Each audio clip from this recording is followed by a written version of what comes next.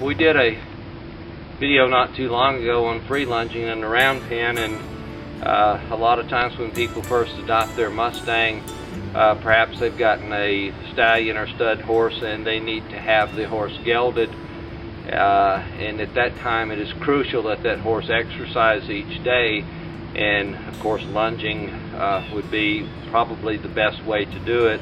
And to do it with a halter and lead rope is probably the safest, because many times in the round pen, while the horse is still at a wild stage, they will try to jump out of the round pen. A lot of times they could get their legs caught in between the panels and even get them snapped off or something like that. So what I would like to do is try to show you a little bit about how I would begin to start the lunging process online with the Mustang.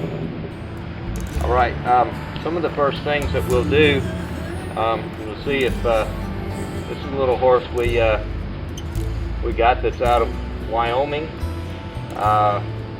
Nice little brown or black, was a stud horse. We gelded him. And most of us know, I'm going to try to ease back here to his withers.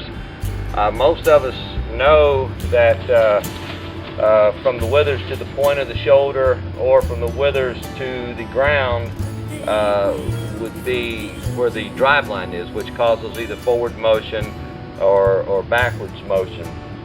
And another thing, if I could just kind of give you a simulation, if I could just lay this lead rope out on the ground, and if you could imagine that going right between the horse, dividing the horse in half, then where you would have not only from the drive line would we have front and back, but then we're also going to have right and left of the horse.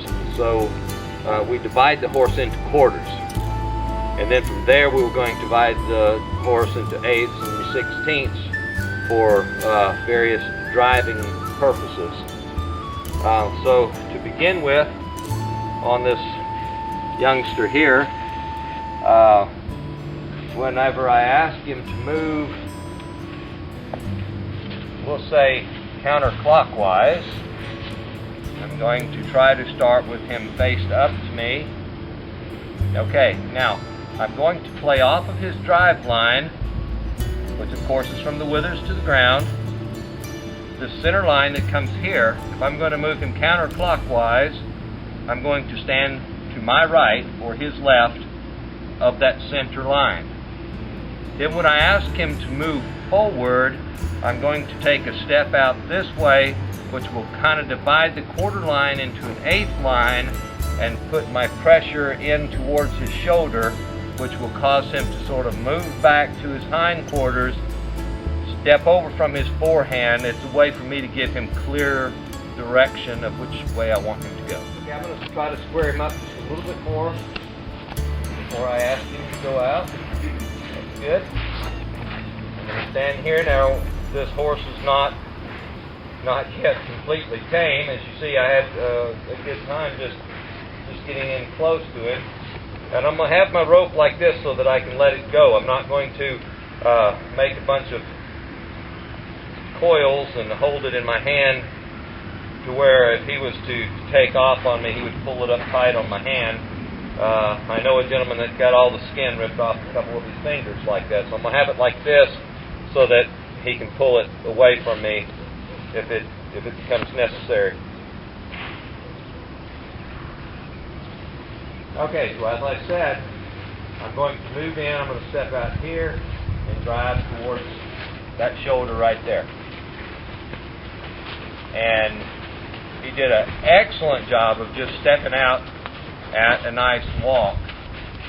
Now I've got to keep my body energy very low for this so that he will continue to walk, because even if I'm exercising him because he's been gelded, I still want it to be controlled and off of my body language. Now, because of the gelding process, he's going to have to trot for a while, and we'll ask him to do that, but I want to bring him up and down with my body language. So now we've got a nice controlled walk, and I'll see if I can slightly raise my body energy and ask for a trot. I will cluck once and raise my shoulders.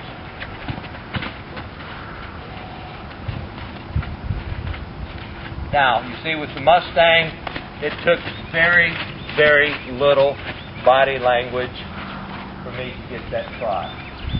You see, he about jumped out of his skin. He was so settled into that walk that when I slightly raised my body energy, nearly sent him off.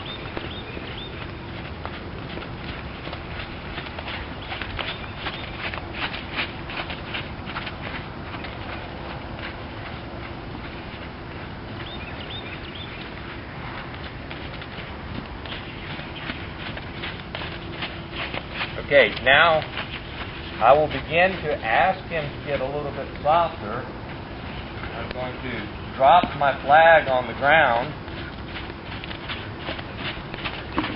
I'm going to raise, and as he tips his nose towards me, he dropped his shoulder into me that time, but here comes his nose right there. I'll give him that line back and let him have that. I might as well go ahead and start teaching him to follow a feel.